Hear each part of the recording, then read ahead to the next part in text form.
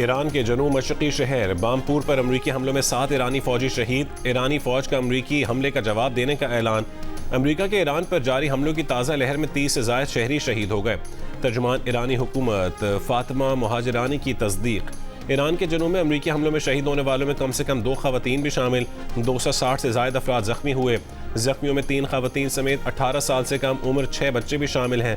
तर्जुमान ईरानी वज़ारत सेहत हुसैन किरमानपुर के मुताबिक अमरीकी हमलों में ज़ख्मी होने वालों में से 222 अफराद को तिब्बी इमदाद देने के बाद अस्पतालों से फारिग कर दिया गया। अमरीका की मुसलसल चौथी रात ईरान पर हमले। आबना हुर्मुज़ और ईरानी साहिली इलाकों के करीब दर्जनों फौजी अहदाफ को निशाना बनाया। ईरानी मिसाइल और ड्रोन तनसीबात पर हमले किए गए।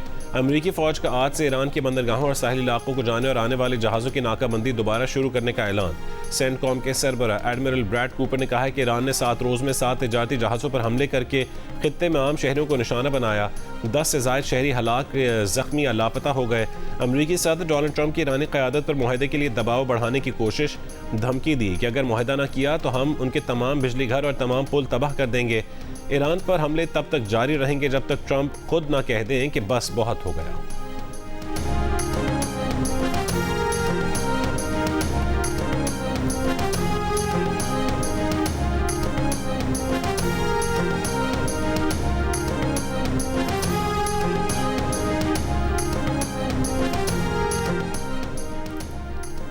ईरानी पासदारान इनकलाब का कहना है कि बहरीन और कुवैत में दुश्मन के असला ज़खायर को निशाना बनाया। बहरीन में अमरीकी 5th फ्लीट की कमांड ईंधन और साजो सामान मराकज़ को तबाह कर दिया। कुवैत की अली अल सालिम एयरबेस में ड्रोन लॉन्चिंग पैड को निशाना बनाया। कुवैत में मिना अब्दुल्लाह में अमरीकी फ़ौजी लॉजिस्टिक्स और सपोर्ट सेंटर तबाह कर दिया। उर्दन के अजरक अड्डे पर अमरीकी ठिकानों को ड्रोन से निशाना बनाया। ईरानी पासदारान इनकलाब का कहना है कि अमरीका के जारहाना इक़दामात का आबना हुर्मुज़ खुलने में ताख़ीर के सिवा कोई नतीजा नहीं निकलेगा। ईरानी सदर मसूद पेज़ेश्कियान ने कहा है कि ट्रंप बताएं कि क्या उन्होंने मैदान जंग में अपने मकासद हासिल कर लिए। ईरान के नायब वज़ीर ख़ारजा काज़िम गरीबाबादी ने कहा है कि अगर अमरीका ये समझता है कि उसके फ़ौजी हमले और नाकाबंदी हमें मुज़ाकरात पर मजबूर कर देगी तो वो गलती पर है।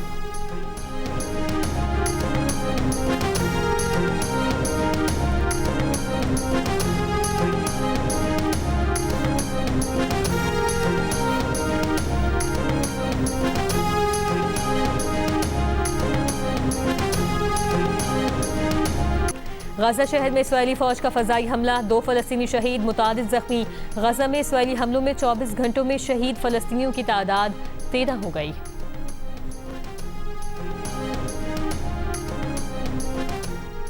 इसराइल ने फ़लस्तीनी सरजमीन पर गैर कानूनी आबादकारी के लिए $434 मिलियन की मंजूरी दे दी। इसराइली काबीना ने मकबूजा मगरबी किनारे में 34 नई गैर कानूनी आबादियों के लिए रकम की मंजूरी दी।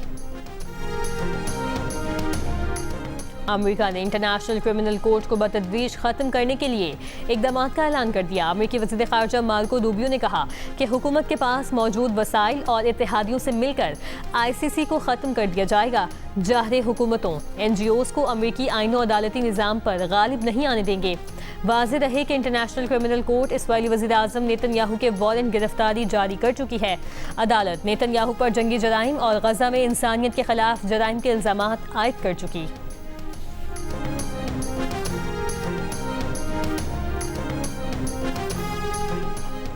अमेरिका की जानिब से मुसल्लत जंग के बाद ईरानी पार्लियामेंट का पहला इजलास हुआ। 180 अरकान ने मुतालबा किया कि अमेरिका के साथ मफाहमती याददाश्त ख़त्म की जाए और नया रास्ता इख्तियार किया जाए। ईरानी सरकारी मीडिया के मुताबिक आबना हुर्मुज़ की मैनेजमेंट का कानून मंजूर कर लिया गया। ईरानी पार्लियामेंट के इजलास में ज़वाबित में तरमीम मंजूर। अब हंगामी हालात में पार्लियामेंट का वर्चुअल इजलास हो सकेगा। ईरानी नायब वज़ीर ख़ारजा काज़िम गरीबाबादी ने कहा कि ईरान को पूरे आबनाए हुर्मुज़ पर कंट्रोल करना चाहिए। अमेरिकी सेनेट में सालाना दिफाई पॉलिसी बिल 40 के मुकाबले में 50 वोटों से मुस्तरद। डेमोक्रेट्स ने बिल पर बहस रुकवा दी। डेमोक्रेट्स को न सिर्फ ईरान जंग पर एतराज़ है बल्कि अमेरिका और इसराइल के अफवाज एक दूसरे के साथ फौजी और इंटेलिजेंस ताउन बढ़ाने से मुतालिक शिकों पर भी कड़ी तनकीद की है। ट्रंप इंतजामिया ने $1 ट्रिलियन से ज़ायद मालियत का बिल तजवीज़ किया है। 100 रुकनी सेनेट में बिल की मंजूरी के लिए 60 वोट दरकार थे।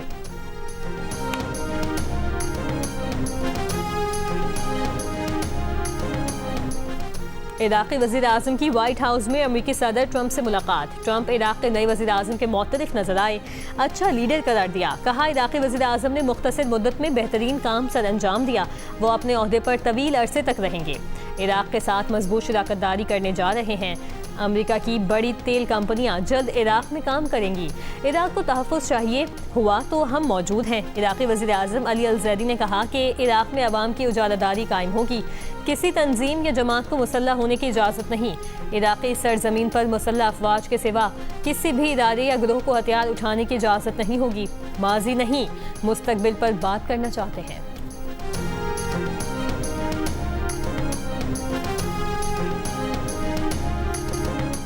जिला कुरम के इलाके श्लोजान तंगी में फेडरल कांस्टेबलरी की पोस्ट पर मुसल्लह अफराद का हमला। पुलिस के मुताबिक हमले में फेडरल कांस्टेबलरी के 7 एहलकार जख्मी।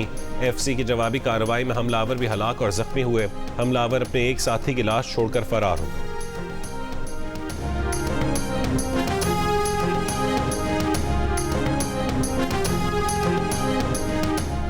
पाक फौज, एफसी बलूचिस्तान और पुलिस का मुश्तरका ऑपरेशन शाबान जारी।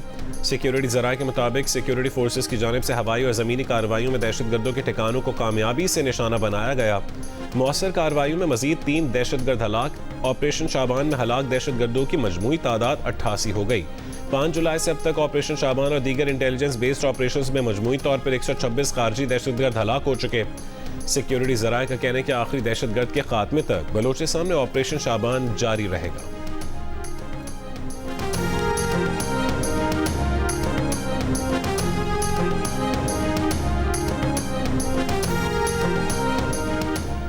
पाकिस्तान को अमन का गहवारा बनाने के मिशन में हुकूमत सिंध पैगाम अमन कमेटी के साथ है। सूबा सिंध सूफे कराम की धरती है, यहाँ से हमेशा मोहब्बत और खुद का पैगाम दिया जाता है। वज़ीर आला सिंध मुराद अली शाह की कराची में पैगाम अमन कमेटी वफ़द के हमरा प्रेस कॉन्फ्रेंस। मौलाना ताहिर महमूद अशरफी की उलमा, मशाइख और अक़लियती रहनुमाओं से फ़िरक़ा वारियत और नफ़रत अंगेज़ी का मुकाबला करने की अपील। कहा कि सिंध हुकूमत की जानिब से बैनुल मज़ाहिब मुकालमे का फ़रोग़ काबिल तहसीन है। रेंजर्स हेडक्वार्टर पर हमला बलूचिस्तान में हमले का तसलसल है। हमारे जवान कुर्बानी देकर मुल्क को महफूज बना रहे हैं। हमारा एक ही पैगाम है, वतन की सलामती व इस्तेहकाम पर कोई समझौता नहीं हो सकता। शोहदा की तौहीन नहीं होने देंगे। उनके अहले खाना से माजरत खां हैं।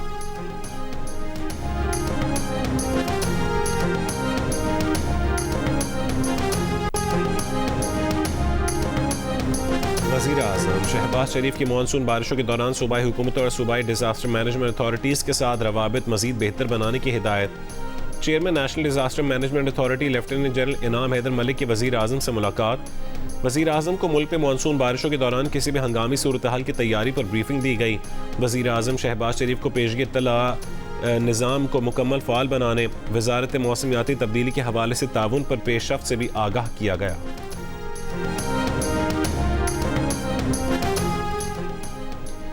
घोटकी में सेहड़ के नाल उबाड़ों में 60 फुट का शगाफ पड़ गया। बगड़ा कोरी के मकाम पर नहर टूटने से गन्ने की फसल मुतासिर। मकामी अफराद अपनी मदद आप के तहत सेहड़ के नाल नहर उबाड़ों में शगाफ पुर करने में मसरूफ़ हैं। इलाका मकीनों का कहना है कि सेहड़ के नाल नहर में शगाफ सफाई ना होने और पुश्ते कमज़ोर होने से पड़ा। इत्तला के बावजूद महकमा इनहार का अमला और मशीनरी बर वक्त नहीं पहुँच सकी। महकमा आबपाशी हुक्काम का कहना है कि नहर में पानी का बहाव कम कर दिया है, अमला और मशीनरी जल्द पहुँच जाएगी।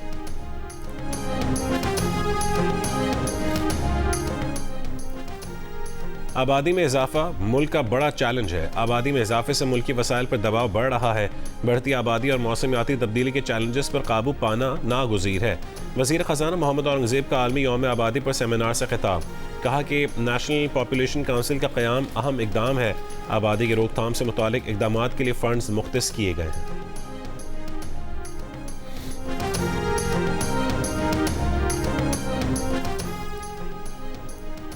रोटी की कीमत 25 रुपये से कम किसी सूरत नहीं हो सकती।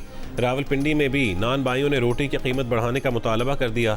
नान बाई एसोसिएशन ने डिप्टी कमिश्नर रावलपिंडी को खत लिख दिया। कहा कि 80 किलो फाइन आटे की बोरी की कीमत 10,500 से बढ़कर 12,300 रुपये तक पहुँच गई है।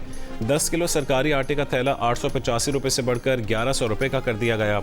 सरकारी निर्ख पर 14 रुपये रोटी बेचना अब मुमकिन नहीं है। लाहौर में रोटी 20 और नान 30 रुपये में फ़रोख्त हो रहा है। 15 किलो आटे का थैला 1850 रुपये का है। नान बाय एसोसिएशन रोटी 25 और नान 35 रुपये करने पर बज़द। मार्केट ज़राए के मुताबिक बेशतर दुकानों में 10 और 20 किलो आटे का थैला ही दस्तयाब नहीं है।